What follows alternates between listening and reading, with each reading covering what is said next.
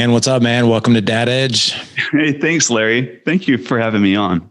Well, marriage is a big topic, dude, right? I mean, this is the number one relationship in our lives, whether we stay together or not. So this is a big thing. Definitely. And it can be a great source of happiness in your life too. And a great source of absolute misery if you don't do it right. Absolutely. Yep. So, hey, let's just start here.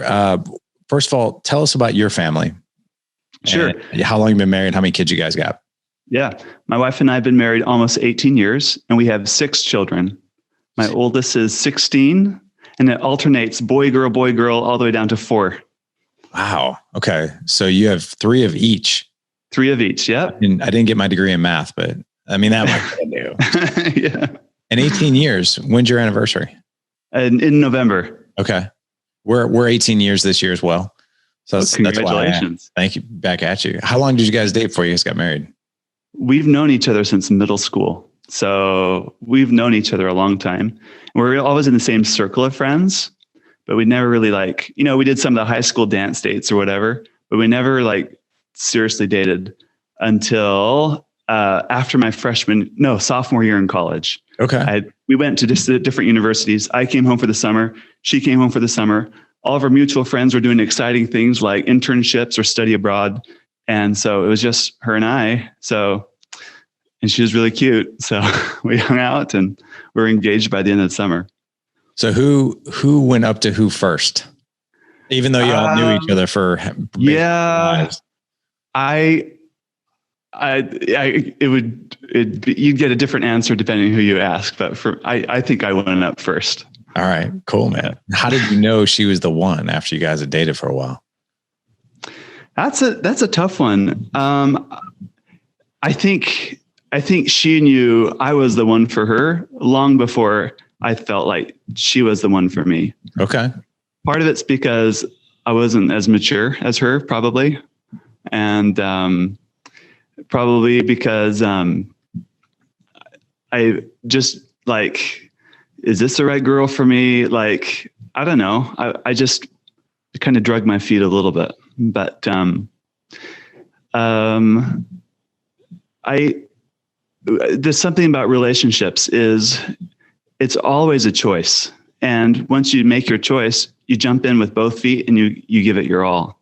It's instead of trying to keep the door open, with other options, you can't really enjoy a great relationship if you're always having a back door open because you're never fully committed. And it's not fair on the person that you're in a relationship with because how are they, they can't commit fully back to you if you always think you have this door open. So when I made that realization, I can really commit fully and be really happy with her and love her and build a life with her, then all the other options didn't matter anymore. And I could dive in for that full commitment. Gotcha. Okay, cool, man. And so your brand and what you guys are creating is Get Your Marriage On. Yes. Yeah. So when was Get Your Marriage On birthed and how was it even birthed? Was it in a dark period in your marriage or was it man, we're doing a lot of things right. World needs to know about this. A little bit of both. I wouldn't say dark, but so as a career, I'm an entrepreneur. And ever since we've been married, my habit's been work. So I worked all the time. And she's busy raising the kids and I'm still home. I'm still around, but mentally I'm always at work. And we had this really heart-to-heart conversation 4 years ago where, and it was like this perfect convergent of a perfect storm of all of these things happening in life where we really looked at each other face to face and started asking the really hard questions that we've been avoiding for years in our marriage. How am I? How am I doing? What's it like living with me? How am I as a lover? How am I, how am I doing as a husband? All of those hard questions we started really asking each other. That opened the gate to a lot of deep conversations. And so night after night for weeks, we would just have these deeper conversations and really exploring and really talking and really hitting those topics that we tend to have avoided up to that point. And through it all, realized we had a lot of really good things going for us. And there's a lot of changes we needed to make too. And among many things, one of the biggest things for us in our marriage was understanding sexuality better. We both come from great families, very conservative backgrounds, but realizing we had a really limited understanding of our sexual potential as a couple. And so, among other things, that was one of the kind of the sore points in our marriage, but really no one ever brought it up until we felt like we're in this good space where we can really have deep, raw, and intimate conversation. So through that process, we realized we've got a lot more we need to learn about this. So we like dove in together. We both totally nerded out. We bought like a dozen marriage books and read them together in the next year. We found podcasts, blogs, and everything. So we really dived in deep, trying to understand how to, get our sex life amazing and great, and as an extension, our marriage too. And the most incredible thing happened as a byproduct from all that is all those like Twitter-pated feelings you had early on in your relationship where all you can think about is the other person and you're like doing like cute things for each other or whatever. All those feelings flooded back, and it was like they had faded away without our being conscious of it. They all kind of came back as a flood. And all of a sudden we're flirting, we're like smiling more, we're being a whole lot more affectionate. And our kids could tell too. And like all of a sudden we're sleeping better, and I'm performing a whole lot better at work. And like the grass is greener and the sky is bluer. Like everything in life is so much better because we finally like really are starting to click really well on a really deep and intimate level, including sexually, but intimately meaning in the whole sense of the word, really knowing each other and being known. And we're like, we got to do something about this. We got to share this message with the world. And if I was great at public speaking, I would probably like go, I know, we'll do this public speaking thing. Or if I was good at writing a book, maybe we would have written a book, but I'm neither of those things. My background's in software engineering. And I run a custom software development company. Like, we're going to make an app. So we started an app called Intimately Us, and it's really taken off. And it's kind of the result and kind of our gift to the world of the things we've learned that make a passionate marriage really passionate. And so that's kind of the genesis of how Get Your Marriage On started. We also put on a marriage conference. I live in a town about 150,000 people. And we realized there's really nothing here for married couples. So we put on we're both introverts, like not knowing anything. We put on this like huge event at the conference center, at the convention center. We flew in speakers. We had like dessert. We had an adult prom the night before. We like totally went all out and made it just a really fun party with really fun and slightly edgy, like marriage education, really good sex education for married couples, and just a really good mix of everything. And like 550 people attended our first year. And then we had about the same attendance our second year. So it really started like, hey, we've got a really good thing going. So we've kind of kept that up. COVID last year kind of put a squash on things, but like this is when like the genesis of Get Your Marriage On was really like starting to get going. We have this app going, we have the conference going, and now we have a podcast, blog, and a men's coaching program too. So we've got a lot coming, kind of birthed through all of this. Man, good for you. So just a couple of reflections, man. So the genesis of this started with tough conversations. Yes. And what I would call you guys did was you interrupted the drift of marriage, right? You interrupted the surface level conversations that we have. How was your day? What's for dinner? How'd you sleep? What are we doing this weekend with the kids? You decided to dive a little bit deeper, have tough conversations, which by the way, I applaud. Some of those conversations, they're scary. When you're asking questions like, how am I doing as a husband? How am I doing as a wife? Are you getting every need met? If you could wave a magic wand and have something that you would need, want, or desire, what would that be that maybe you're not getting right now? Those are questions that you're like, oh man, I'm really putting my ego out there a little bit. I might not hear some things that I really want to hear, but I need to hear and I'm okay to hear. So I want to applaud you for that. The other thing I want to make sure that the men heard as well is that, this is the direction I know we're going in is the intimacy part, is how do we connect as intimately as possible? And what does that even look like? Because as married couples, I've been married for 18 years. So I think you as a couple, what a lot of couples fall into is this ceiling of intimacy. Like, okay, this is our peak, like right here, like this is where we're at. And there probably isn't any levels above this. Right. And then to open yourself up to conversation of, hey, what could be, that's a scary thing. And you're like, I don't know if I really want to risk the level that we're at. What if this conversation knocks us down a few levels? So having the bravery to do that is key, man. I applaud you for that. And follow-up question I have for you is, what is intimacy? I mean, I think everyone listening to the show might have there might be 10, 20 different definitions depending on the person who's listening to the show right now. But for you and your wife and what you guys teach, what is intimacy?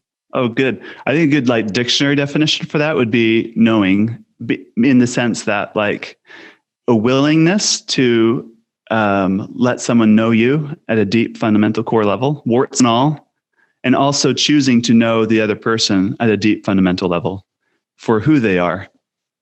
Not like this fantasy of who you hope they are, but to really accept them fully at that deep level. I think that is very intimate. Like, letting someone know you is a scary thing because there's a lot of exposure involved. You're letting them see your strengths and your weaknesses, your soft underbelly.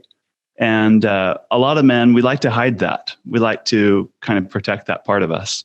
And as a result, we don't let someone know us.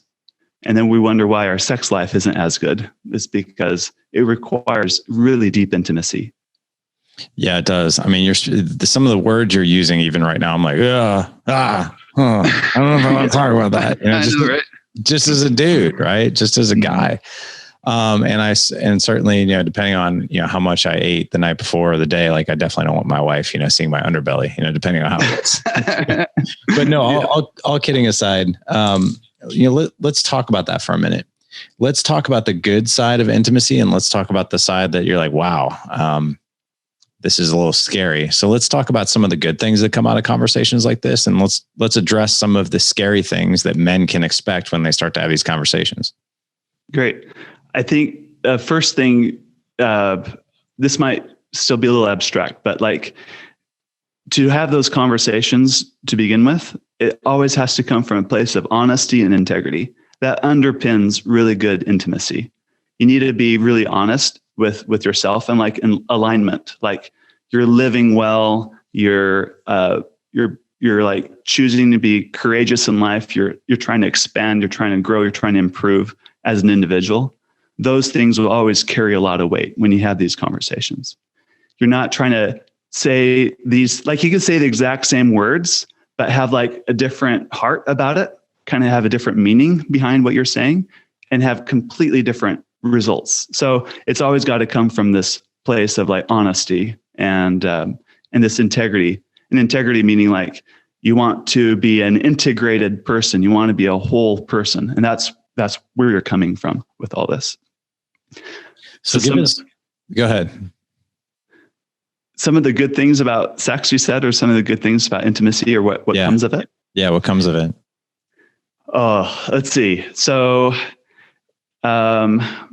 when you have really good intimacy, there's going to be a lot of trust and freedom and choice.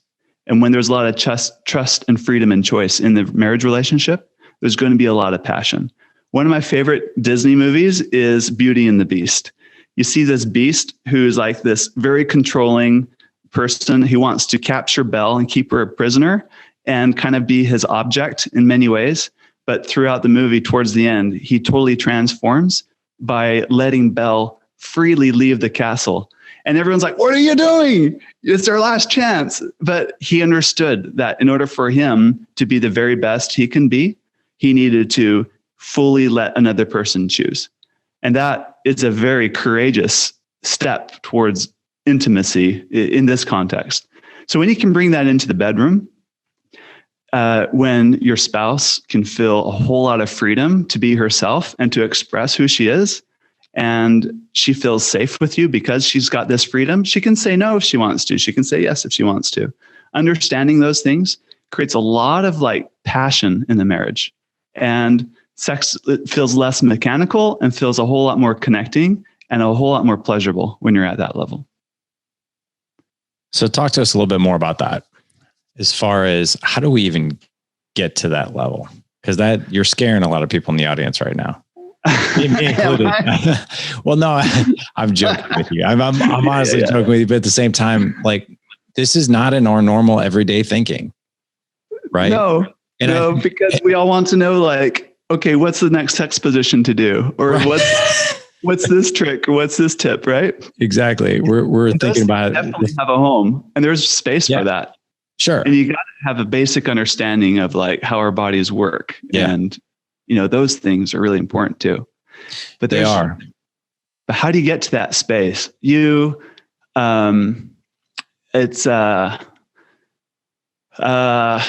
So here's a few tips. One thought is let's pretend you're in a situation where you want to have sex and you're trying to convince your wife to have sex with you too. Like that never happens in my house. She always wants to do. I'm totally kidding. Right, exactly. I think most men listening to this podcast would identify themselves as the one with a higher desire for that. They have a little more, like, they're doing more of the initiating. They're more hungry for that in their marriage, and that's perfectly fine.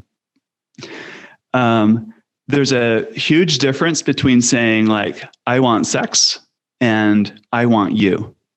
Because when you put sex into the frame of I want sex or I need sex, making it like a need, you're making it almost like, wife, you have a duty to perform. You've got a job to do. And it's something that I can't take care of and something you kind of have to do. And all of a sudden it takes the choice, takes the passion out of it. Now it's kind of like an obligation or another job to do. I take care of the kids.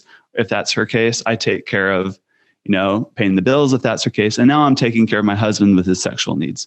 And when that pattern repeats over and over, the passion starts to die. And you co-construct this marriage, this dynamic where sex is more about like, hey, you're an hour on Facebook scrolling. Can't you just give me 10 minutes? Or how can you spend like all this time with your girlfriends and then still not want to be with me? You start to, because all of a sudden you're thinking about needs, or like, hey, I did the dishes for you. I helped the kids in bed. I drew a bath for you. I did all these romantic things. How come you're not turned on now? Like, because it's all, we put this into like I want sex, like that became the goal.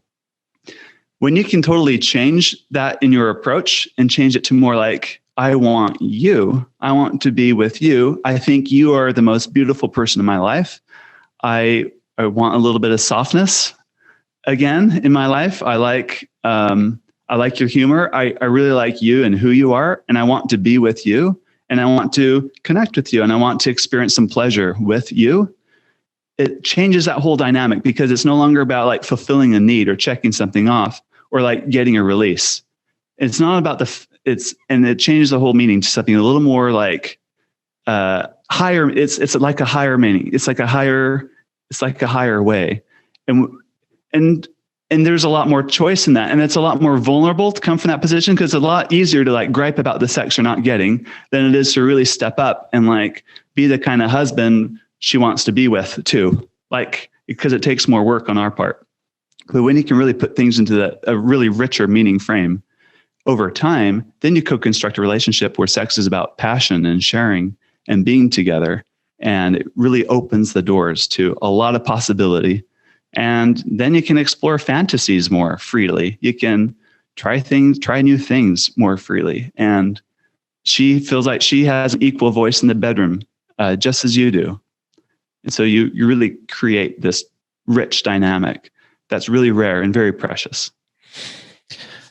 Yeah, I like this. I love your view on intimacy and welcoming the conversation. But the overall thing that you just described was yin and yang, right? Of things that are normal, right? Because we don't normally have these conversations.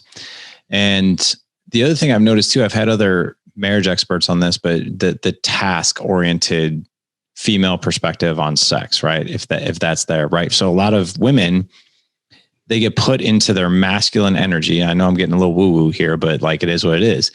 They get put into their masculine energy because if they're raising kids and they're doing these things all day long that they need to do, that's task oriented, that's a masculine trait, right? That that doesn't make them feel very sexy, right? It doesn't make them feel like they want intimacy. They're just like, they're regimented, they're in the zone, right, of those things. And then sex becomes like, yeah, that's another thing I'm going to have to do, right?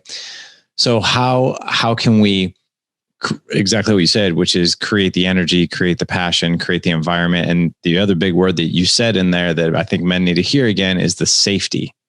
Women have this incredible need for psychological safety, especially as it relates to intimacy, sex, passion, connection, all those things, right? And the environment has to be a certain way and the feelings have to be a certain way. And so let's take the man listening right now, who is probably the normal guy, which we're like, hey, I have these physical needs, I'm feeling them, right? Yep. But I also want to give men a lot of credit here, because I can honestly say that most men will tell you, I don't just want sex. In fact, that's a small percentage of what I actually want. What I really want is my wife. I want to feel connected to her. I want to feel physically, mentally, emotionally connected to her. And I want her. And I think sometimes the women that we're with, and I have to remind my wife of this too, is that, if she tells me, she's like, man, you're like, your desire is high this week, and I'm like, yeah, but my desire for sex is the same, but my desire for you is what's high. Right. And it's constantly reminding us, like, I don't just want sex. I want sex with you. I want to be with you.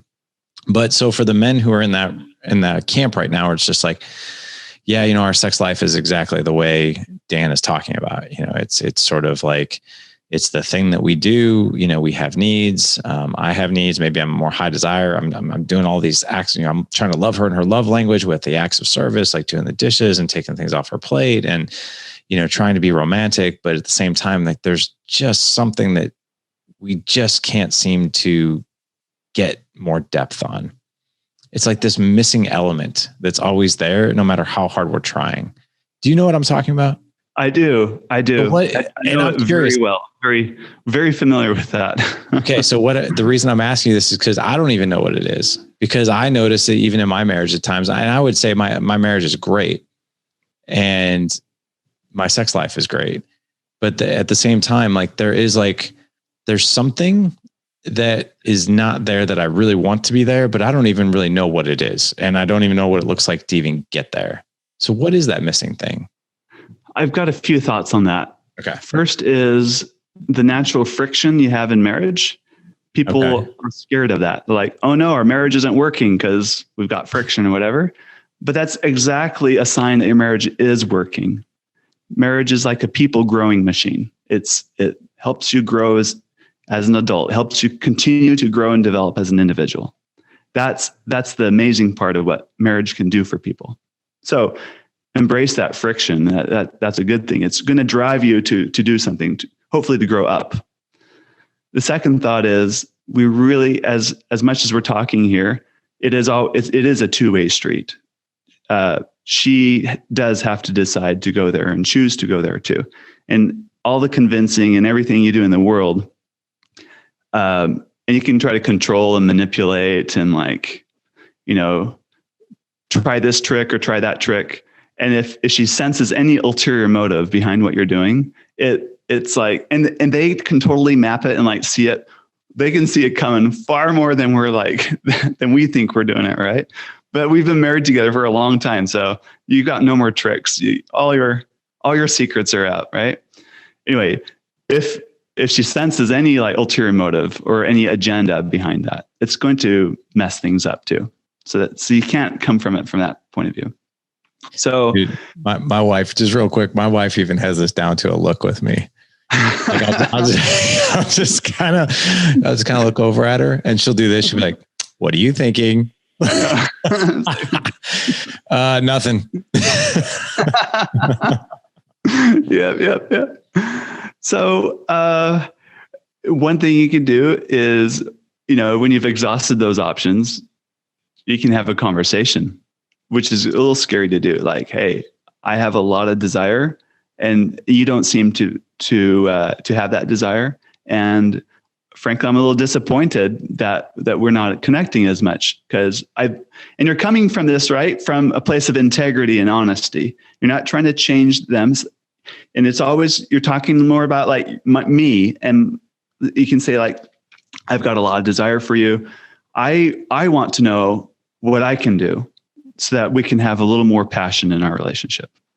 Or I want to know what you think, and really go through that, like, is it habit 4? Like seek of Stephen R. Covey's 7 Habits, like seek to understand before being understood. Like get really curious without judgment, without filtering, and just really let her talk about her thoughts and her desires in that dynamic, and bring up specifics. Okay, so let's back up for a second here. I love where you're going with this, because I'm really, really big on, and we teach our guys in our program, go to every conversation with appreciation and curiosity.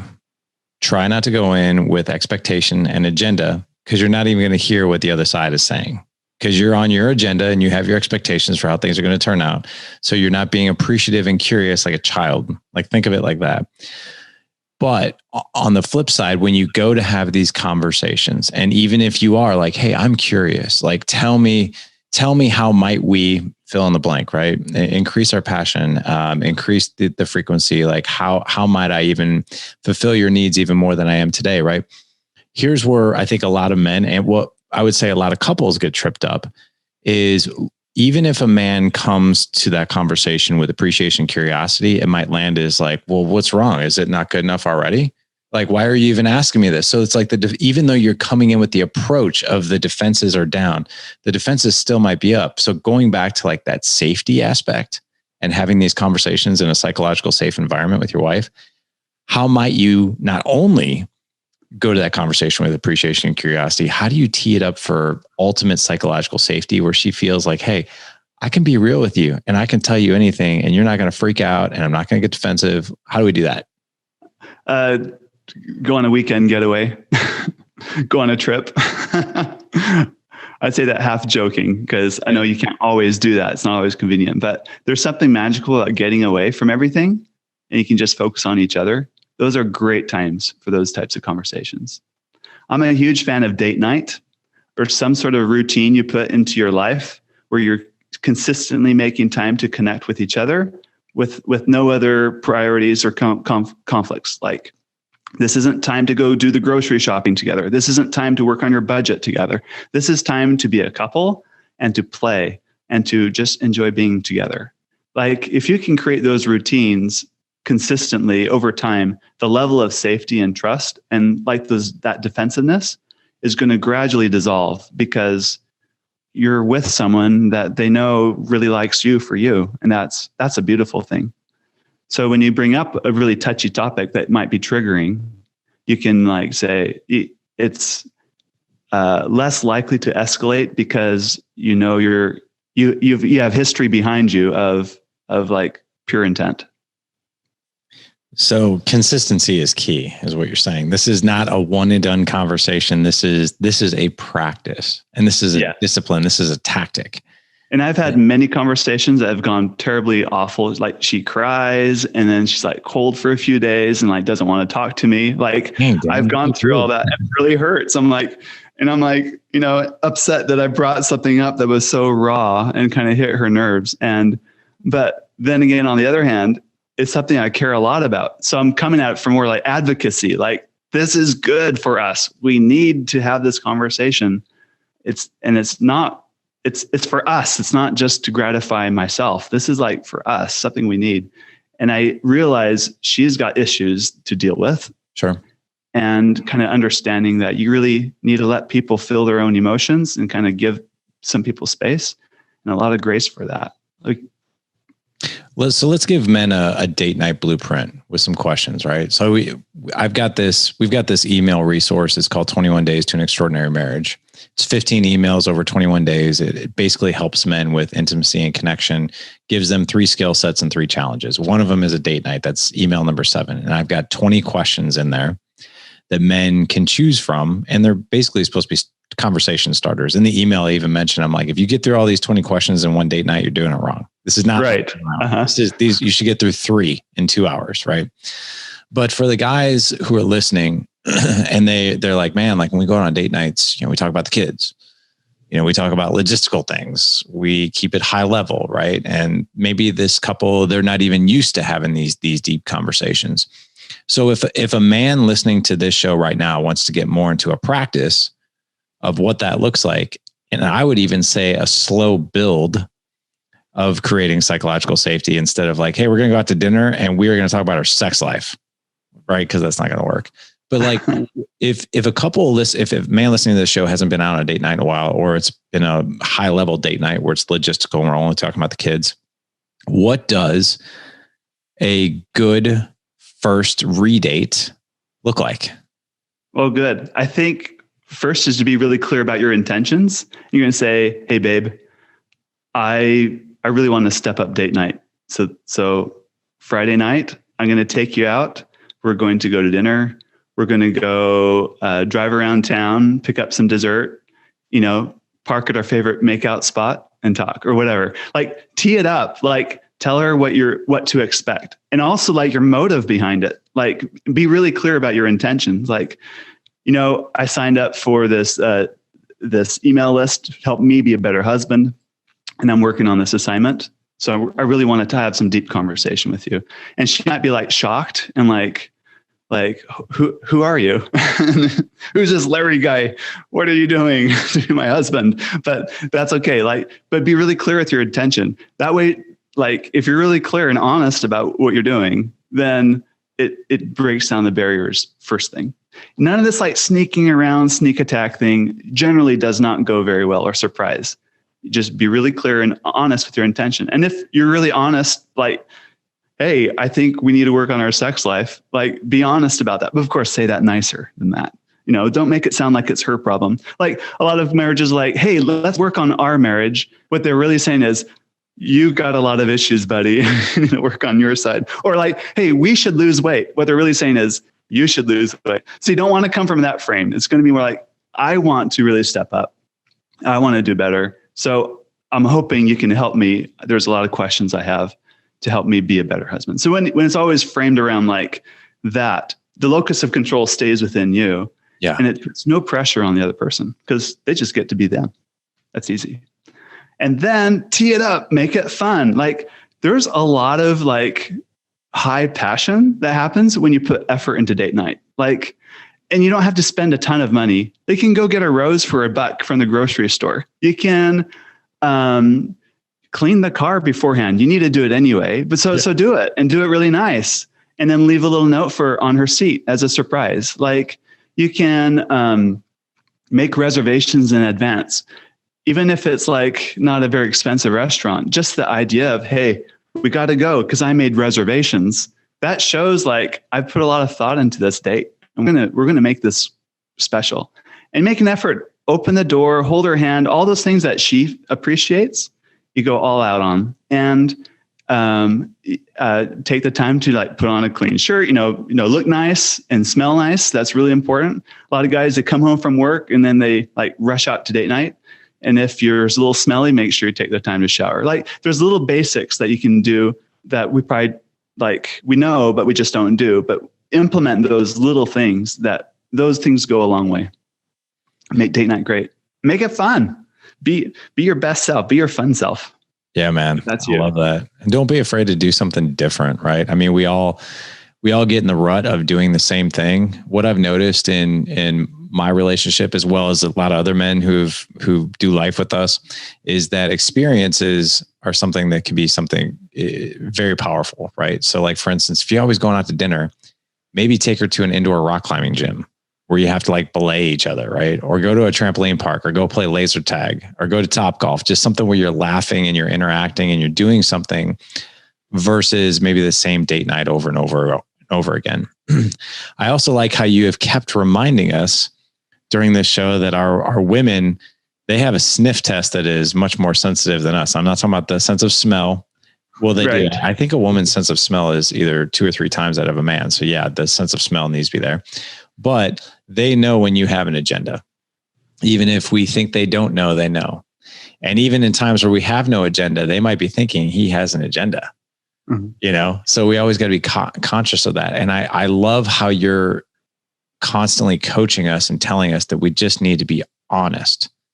Like, because that debunks any, like, does he have an agenda? Why is he doing this? Why does it, what's behind all this? And then if you're just honest with it, be like, no, look, there's no expectations here. I'm just trying to up my game here. I'm trying to connect with you on a higher level.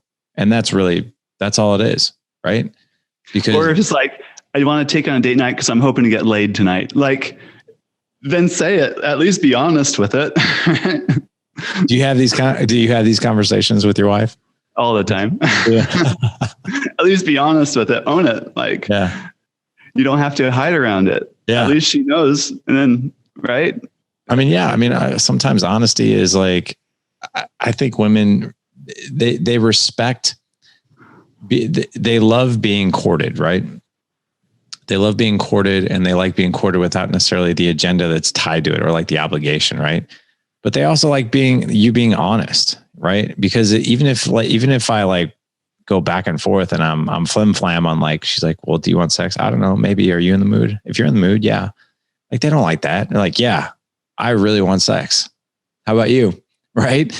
I mean, they respect, and I think they gravitate more towards a man who is sure of what he wants, but also not tied to the outcome. So I think a lot of women feel pressure, like, oh my God, if I tell him no, he's going to say this, he's going to feel that way, he's going to do this, he's going to act like that, he's going to, but if you're like, if I tell him no and he's like, okay, cool, yep, we're good, it relieves that sense of obligation, which is sexy to a woman. Yeah. Yeah. Related to that is the ability to not take things personally when you are rejected. Yeah. If you can develop that capacity within you, that goes a long, long way. So talk to us about Intimately Us. So you've got this amazing app that people can subscribe to, that they can download. What is the Intimately Us app? It's a fun and sexy collection of bedroom games for married couples, essentially. So it's to really break up your bedtime routine, so to speak. One of the things my wife and I discovered through our whole process is sex inherently is a very high anxiety activity. And it is for every couple, because you're naked, you're really close and raw with someone. And just the idea of sex in general is very, very anxious for a lot of people. They'd much rather do other things than engage sexually, or I'm talking about really intimate sex. But one of the things that kind of takes the pressure off is by making it fun and making it a game. So Intimately Us has a collection of different games. Like we have one game that's kind of like a little board game. You kind of go around, kind of like Chutes and Ladders style, kind of in the app, and you take turns doing various, actions for each other, and it builds up in spiciness as you progress. We have another game called Sexy Twister. You know the old Twister game, like with the mat on the ground.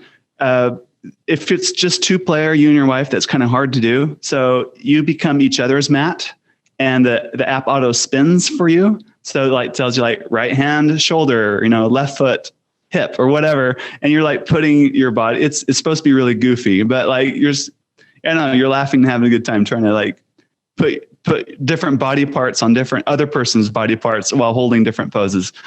We have another game called Connect 4 Play. It's like the classic 4 in a row, but each tile has a foreplay action written on it. And so you got to strategically drop your tiles, because if you win 4 in a row, you collect those favors at the end of the game. So you try to, compete for that too. Then we have another game called Battle Strip, which is like Battleship, but instead of ships on the grid, it's items of clothing. And so what you're trying to do is sink the other person's like shirt or their skirt or their bra or whatever it is, and try to get the other person to strip by strategically placing your dots on the right grid, on the grid. I'm sorry, I wasn't listening to a word that you were saying. I was downloading the Intimately Us app. Sorry. But it's more than just games. There's conversation starters. We have something in there called the Sexploration List. This is your opportunity with your spouse to kind of go through a whole long list of different things related, not just sexually, but anything. It's a little more broad than that, but it also covers like sexual behaviors. Like this is like your yes, no, maybe list. Like, yeah, I'm interested in this. And she might say, yes, I'm interested in that too. And when you're done, you both take like, there's all these different sections. And as you complete a section, it'll help you like line up, help you see where you both agree on or where you might disagree on things. And you can add notes and like, it's a starting point for a conversation for other things. We've got another feature I like. It's called Conquests. It's basically a Google map. It's very private, but you can place a pin on all the places in the world where you've done it and kind of make a bucket list out of it too. Like, oh, we want to do it there or there. Like we want to do it in a cave one day. So we're going to pick that spot, or we're going to, we'd love to do it, out in the woods somewhere secluded. So, that's kind of, it's to make love making fun and flirty. That's what it's all about. I love how this app actually allows these conversation starters to happen in a humorous and safe environment. Again, we're going back to the safety thing, right? And I don't think we as men can overlook that because it's a big need for the women, right? And if we can have like a guide, and I'm holding up my phone, right? If we can have a guide or an app or something like that that allows us to connect that way, we're not having to think of like, okay, what's the next thing I need to ask or do here? I can just go along for the journey with them. So that feels really good to have a guide like that. So good on you guys for creating such an amazing app. How many people have downloaded this app to date? Over 100,000 people, couples. Wow. And one thing I want to note, it's the intended audience for this app is couples that don't want something crass or raunchy or vulgar. So it's clean. You're not going to see nudity in there. You're not going to see like language that's kind of a little more vulgar. It's going to be kind of appropriate. You can also there's a feature where you can customize the language to use words that you would prefer in your own bedroom.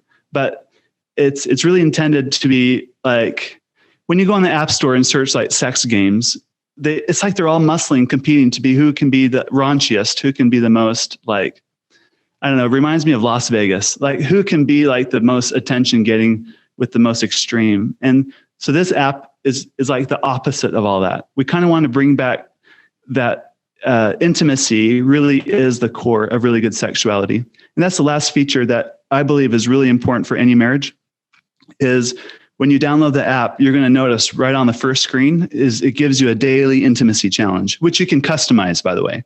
And every day it's going to challenge you and prompt you to do something. Most of the prompts take 5 minutes or less of something you can do for your spouse. And there's hundreds of ideas in the app. It might be like, one of my favorites is leave a note under the toilet seat. Like you don't expect it. You lift up the toilet seat and there's a sticky note right there with like a little message, or there might be, and there's others in there that are a lot more spicy, and it's really intended for both spouses. So you're intentionally every day doing something to build that intimate connection in that relationship. That's what it's all about. Very cool, man. Good for you guys for creating this. This is a big topic. This is a big thing that the marriages need. The latest statistics that I've been quoting here lately are, the divorce rate's 50%. But what I think a lot of people don't realize is that 50% of couples that stay together, only 1/3 of them can actually identify their relationship as quote unquote working. Right. Yeah. It's everything that they ever wanted. 2/3 are either, it's okay, I'll settle. Or it's like, no, I'm miserable. And we're pretty much sleeping in separate bedrooms, so it's like what I don't even know the percentage is 12 to 15% of people that actually walk down the aisle or can actually say that things worked out the way that they wanted to. So, well, where can people find all this amazing stuff, Dan? The main place is getyourmarriageon.com. I have links to download the apps there, and information about our podcast and all that other good information there. Well, gentlemen, we'll have all those things in the show notes. Dan, I gotta tell you, man, thanks for being the brave one. And thanks for, you and your wife, decided to do something different, have different conversations, interrupt the drift. And you guys have definitely found the way for other couples. You've paved the way for other couples to explore, how they can elevate the intimacy in their life, the psychological safety to have better sex, better connections, physically, mentally, emotionally, everything. So good on you guys for that, man. Thank you very much. And thank you, Larry, all the amazing work and all the good you're doing. inspiring men and fathers to step up and be their best. Appreciate you, man. That's what we're here for. We want men to go to their graves knowing that they lived legendary. That's our thing, right? So yes. So, gentlemen, go to gooddadproject.com/323 for this show. Again, gooddadproject.com/323. You will find all the links for the show notes today. You will find the app download, and you'll be able to connect with Dan and get your marriage on and all kinds of good things. And gentlemen, all I got to say about this show is you're welcome. Go enjoy that amazing intimacy that you've always wanted to create, the amazing sex life that you've always wanted to create. And Dan, thank you again for paving the way, man. Thank you very much. Thanks for having me. You bet. Gentlemen, go out and live legendary. Take care.